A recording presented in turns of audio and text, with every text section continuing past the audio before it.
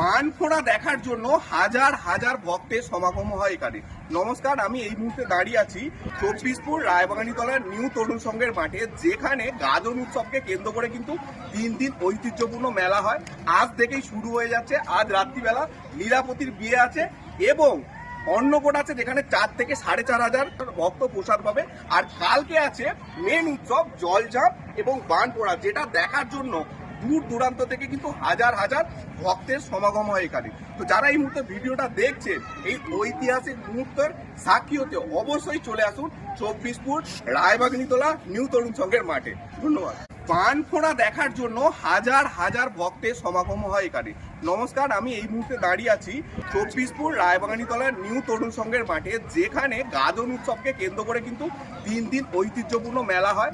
আজ থেকেই শুরু হয়ে যাচ্ছে। আজ রাত্রিবেলা লীলাপতির বিয়ে আছে এবং অন্নকূট আছে, যেখানে 4 থেকে 4,500 ভক্ত প্রসাদ পাবে।